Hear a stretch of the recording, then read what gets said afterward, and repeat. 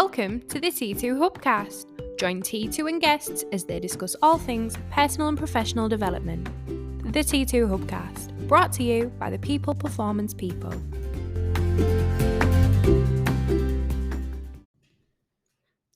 Welcome to the T2 hubcast with me, Spencer Locker. And me, Dave Pendleton. Dave, how are you doing, mate? All right? I'm all right, Spencer. It's been a while since we've been in a room together.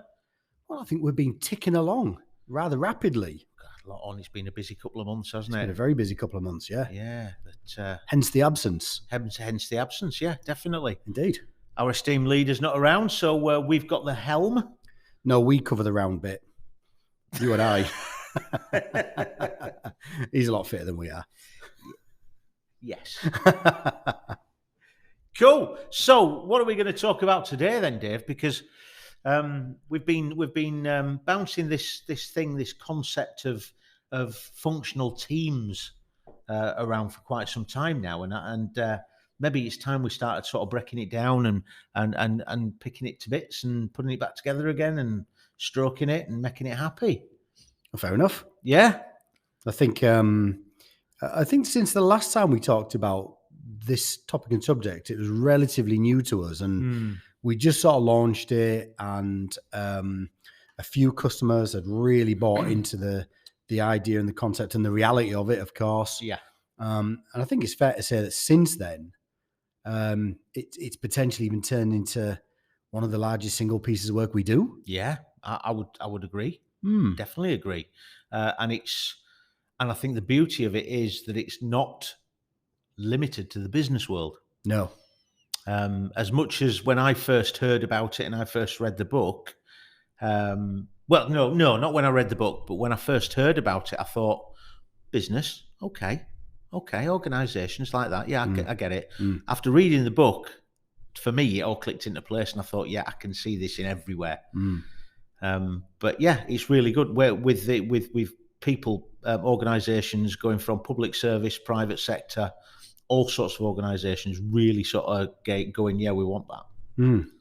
I'll tell you something that I think I've learned from delivering the 5 dysfunctions of a team to organisations and teams within that, is that actually, I think if you are lucky enough to have somebody at home, wife, partner, whatever it might be, who you have a really good, strong, positive relationship with, I think it perfectly defines what you have naturally that you take for granted. Yeah, I would agree with you there. But we don't have those things naturally at work. And I guess that's the challenge, right? Yes, certainly. I mean, don't get me wrong. I think a lot of places you don't have them. Some places you will have them and you recognise them, but not very many. And I think some places you have them, but you don't realise you have them. Or you have them with some people and not others. Yeah, well, yeah, that's what I mean. Yeah. So shall we talk about trust? Well, let's talk about trust because, I mean, as Julie Andrews once said, let's start at the very beginning. It's a very good place to start.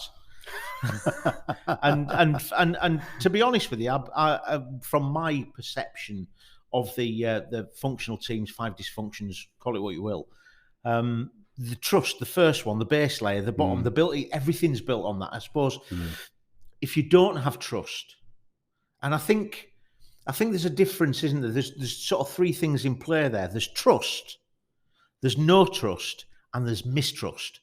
And if you don't have trust, whether it's no trust or mistrust, that's very shaky foundations to try and build things on. So yeah, let's talk about trust, Dave. It is. And you raise a great point there, Spence, of course, because you see I'm either in or out. You mentioned the middle ground there. And that's maybe to do with the way you're programmed or the way you see the world. Yeah. And maybe that's because of the way I'm programmed to see the world. For me, there's either trust or there isn't. Yeah, but that's the thing is for me that where there isn't trust, it doesn't necessarily mean that it's mistrust, if you know what I mean. No, I do. It's like with respect, isn't it? Yeah. With some of these young people nowadays, the kids, I think they call them the kids. You either respect me or you don't respect me, and you will respect me. And it's like, well, just because you don't respect somebody, it doesn't mean say you disrespect them. No, true. Maybe, yeah. Maybe. In my box of paint, that is anyway. Your box of paint. So yeah, trust then. Yeah. Because trust, as you rightly say, Spence, it's the foundation of the 5 dysfunctions. And as we know, because we've talked about this process before, that each one of these elements of the 5 dysfunctions are interlinked one to the next. Certainly, yeah. And when one is missing, the rest just don't fall into place. It's not as simple as that.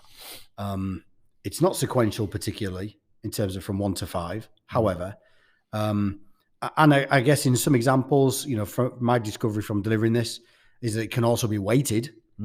So we can need much heavier and larger proof of trust because we need a little bit less accountability because accountability already lives. Does that make sense? Yes. So all 5 elements don't necessarily need to be present the same volume. Yeah. If that makes sense. Yeah, certainly. It depends on the context used, the organisation, the aims, and all this, that, and the other. All those things, Yeah. But as long as they're there and present, yeah. And I guess even situationally, day by day, it might fluctuate a little bit, but it has to be there. It's got to be identifiable, and it's got to be felt for sure. So in terms of trust, I guess first things first, from my observation, Spence, is that, and I ask this question whenever we do this live in a room or of course virtually. I ask people to define what trust is. I just get them to go around the room, stick your hand up and tell me what the definition of trust is, which is always a really interesting exercise. And it always pans out exactly the same way. And I do it very simply to demonstrate a point, because no 2 people describe trust the same. So this, and it's not a misperception, by the way. It's not a misunderstanding. It's just the way that people articulate it generally is different. So does that, or has that the potential to lead to misidentification? Maybe. I mean, a prime one is, so when I ask the question, what is trust? Sometimes some people give a relatively lengthy answer, which essentially explains reliability. Yep. So then the question is that trust, or is it standalone reliability? Yeah. Because for somebody to be reliable and to demonstrate reliability doesn't mean to say we have to trust them, or trust has to be present. So do you know what I mean? So it's a really interesting exercise to do, because it really sort of helps people understand that we really need to clearly define what trust is in this example. So there's a shared view. So everybody's starting from the same place rather than starting from potentially different places. Okay. I'm just thinking to myself, reliability, you will do what you say you're going to do every single time. Yep. But I ain't going to lend you a tenner. Correct. Yeah. I won't blame you. No. You got me there. No, you're absolutely right. Yeah, reliability is for me, it's totally separate. It's outside of trust. Right. Could it potentially be knitted in at somewhere along the line? Potentially, sure. But in essence, and let's give the clear definition from the Lencioni model. It's in the context of building a team. Trust is the confidence among members that their peers' intentions are good, and that there is no reason to be protective or careful around the group. In essence, teammates must get comfortable being vulnerable with one another. Now, that's an interesting, I know it's what Patrick Lencioni says himself. Yes. But this is really interesting, and I've talked to a few people about this as well. Thinking about the word vulnerability. Now, I was talking to one chap who had a really interesting take on it. Very similar to everybody else, but he turned around and he said, surely vulnerability needs 2 people. I'm like, what do you mean by that? And he went, you've got to be able to display your vulnerability, and somebody has to take advantage of it. That's what vulnerability is. So there's got to, for a vulnerability to be there, it's got to have 2 parties, somebody to display it and somebody to take advantage of it, which I thought was really interesting. Because if somebody doesn't take advantage of it, it's not a vulnerability. I think it's definitely a debatable point. Yeah. I guess, however, though, for me, I think the very, very first step is to admit vulnerability to yourself. Yes, certainly. So does it need 2 parties at first in its initial stages, or does it only need 2 parties when it actually becomes a reality externally? Because, the first thing I need to do is admit to myself, I don't know what I'm doing, or I'm having a rubbish day, or Yeah. I've made a mistake. Yeah. And as we know, as you well know, we work with lots of people who can't admit that, even to themselves. So I don't know. Yeah. Maybe there's a difference between internal and external vulnerability. I mean, I don't want to go down that road. Well, because no, but it's a whole funnel, but who knows, right? But it's a good debatable point. But is it a vulnerability? Is it a vulnerability if you don't admit it to yourself or you don't recognize it in yourself? Well, no, and that's the point, right? Yeah, of course. Yeah. Of course it is, because you've got to be able to do that to be on the right lines. And an interesting point of view that's come out a three times in groups that I've run as well is that, is it harmful demonstrating vulnerability to your team? Does it potentially lead to problems with leadership in terms of competency or credibility? You know what? Which is a great question. Yeah. I had this. I had a session the other week with a cohort, and we were talking about vulnerability. And one of the chaps on the call turned around and said, "Well, I will not demonstrate vulnerability." We were talking about managing upwards, by the way, at this stage. Okay. And he's saying, "I will not demonstrate vulnerability to my superiors, my leaders, my managers, because that's not what they want." And that's not what leadership's all about. Yeah, that's interesting. Right. Okay. Yeah. And I would, I would tend to agree with that, because, for decades we have been taught that we come to work to produce good results, to be the best that we can be. Yeah. So therefore we don't make mistakes. The problem is, how did we get there in the first place? By making mistakes. Yeah. So the whole thing's a nonsense, really. Yeah.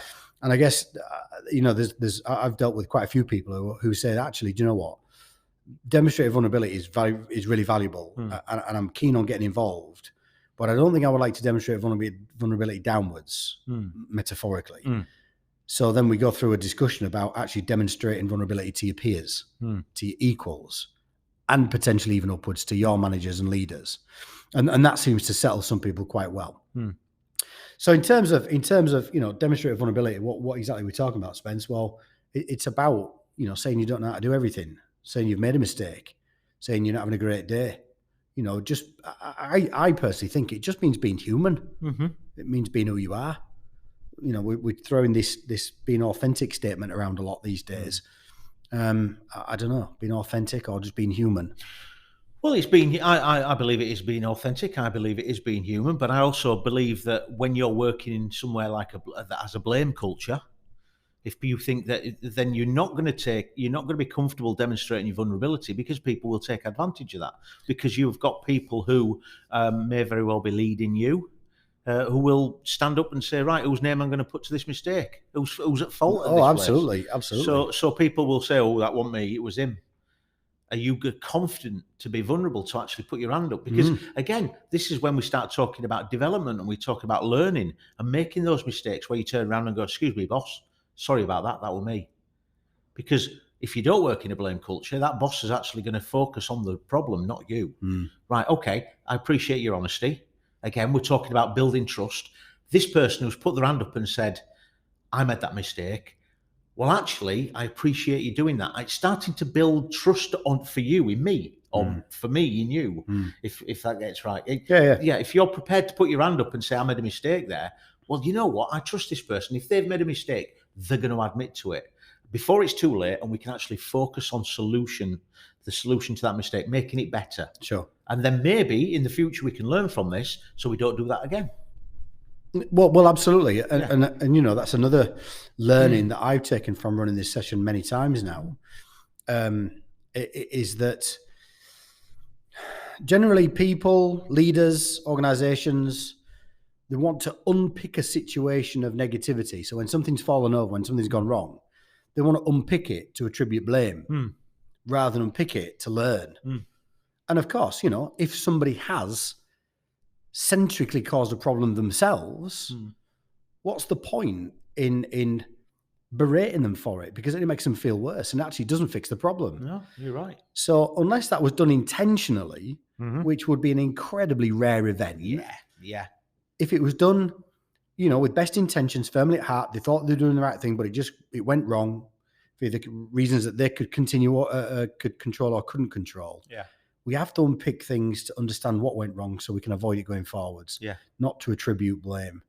And I've come to completely recognize that. And now I introduce that during this session about unpicking situations and the necessity for not pointing fingers. Yeah. So it's a really interesting point as well, which is in this model, and it's about giving people the benefit of the doubt. And it's not about looking for evidence to prove guilt or otherwise, by the way, because sometimes that's what unpicking events are about, right? Yeah. It's just about giving people the benefit of the doubt, because we want to think positively. Yeah. We want to trust that people were doing the right things. Certainly. To try and create the right results. So rather than jumping to the negative conclusion. Yeah.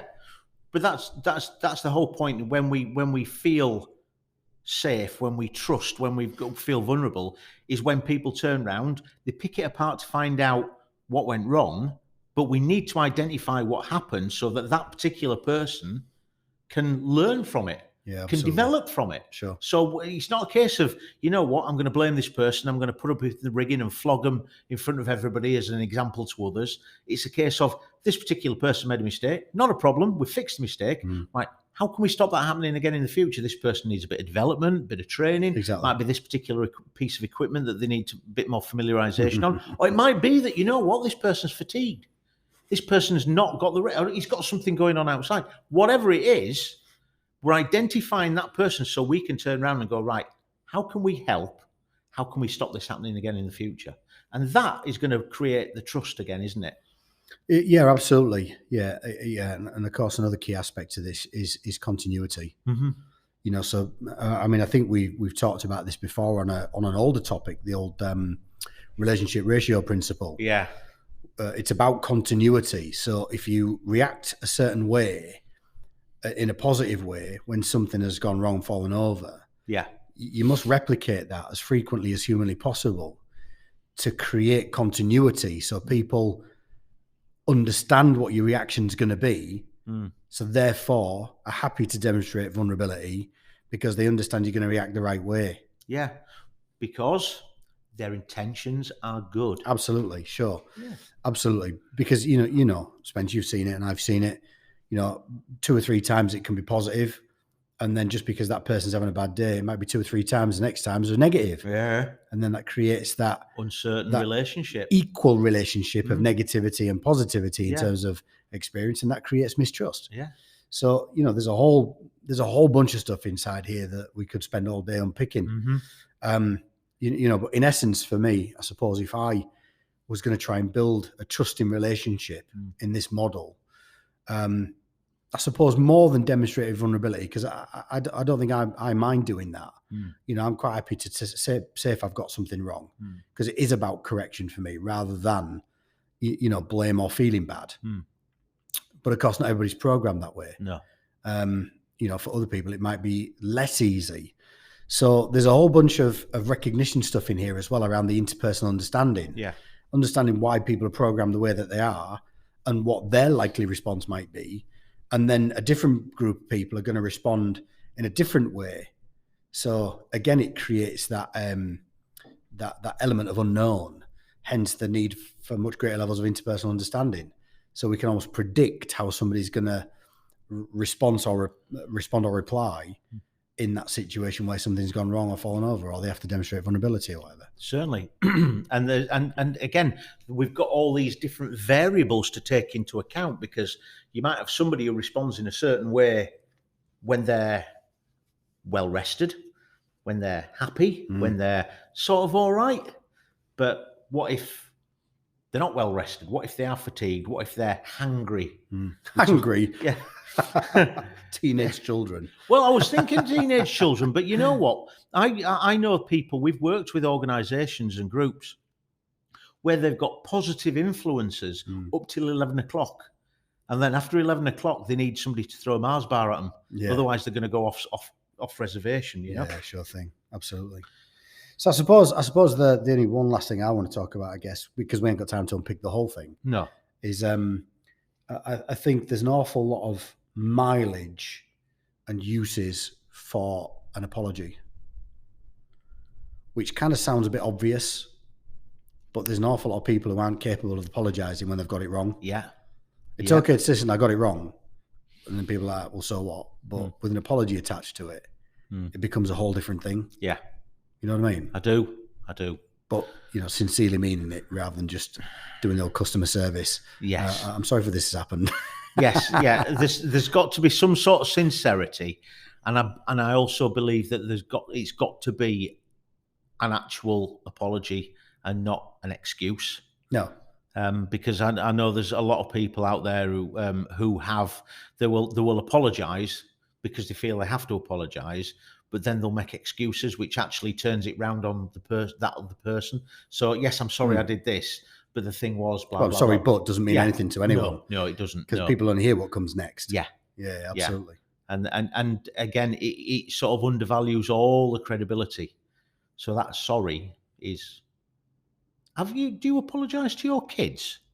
Yes. Yeah. I'm just thinking that because I ripped a strip off my lad, my eldest, the other day before he went to school, and 10 minutes, 15 minutes later, I thought, that didn't work. That really didn't work. As soon as he walked through the door after school, I went up to him and said sorry. And because I was beating myself up about it all day, I mean, don't get me wrong, ripping a strip off him. I just give him a couple of sharp words. I didn't do anything serious, but that I just thought to myself, how has that affected him? How has that affected our relationship? Because you start thinking about your relationship with your parents and how things happen there. So yeah, definitely. And that's the interesting difference between you and I. Yeah, because I would have felt bad quite quickly. Yeah, and I would send him a text to apologise. Yeah, but I know. And then apologise later. But the thing was, I would have done, but I know they get a ripping for having a phone on in school, and I just imagine. Yeah, but he could have got his phone out thinking it was an emergency, and then it's just, you know what I mean? Yeah, no, so no, I'm thinking about the consequences. So you see, I don't think about consequences. I'm just all in. But yeah, fascinating.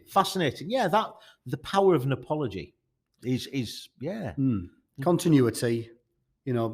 Don't react differently in different situations. Just try and be the same. Try and demonstrate a bit of vulnerability. You got it wrong. Help people understand that that's the way that you are going to be, no matter what the situation, no matter what's gone wrong. Yeah. And whatever you do, I mean, this is one of the key things that many people have experienced. Me as well. I've experienced this in my career. When I have demonstrated vulnerability, somebody's used it against me later. For negative purposes. Yeah. Because they've got their own agenda against me. Yeah. And the amount of people that I speak to who have worked in that environment, and then it creates all the problems that we've talked about on all sorts of different podcasts. So, I mean, that's the last thing we need. People to feel insecure about having a voice. So, yeah, well, listen, I think that's all I wanted to talk to you about particularly. Yeah, and I think that if anybody's listening to this podcast, well, I know there's going to be people listening to this podcast, but if you want to sort of explore the trust thing from the 5 Dysfunctions, we've done a couple of podcasts on psychological safety. Absolutely. And we've probably, a couple of the surveys. And we got any surveys? Did we do a psychological safety survey in the survey section on the hub? Yeah, absolutely. Yeah, but you can either do anonymously or you can put your name to it. Either way. Right. Okay. So there you go. So if there's any further work you want from here, we've got a couple more podcasts on psychological safety and a couple of others, and the surveys as well. Dave Pendleton, Spencer Locker. That is trust. Thank you very much indeed for that. My pleasure. Let's do it again sometime soon. Let's. Thank you very much. Until next time on the T2 Hubcast. Bye-bye now. Ciao.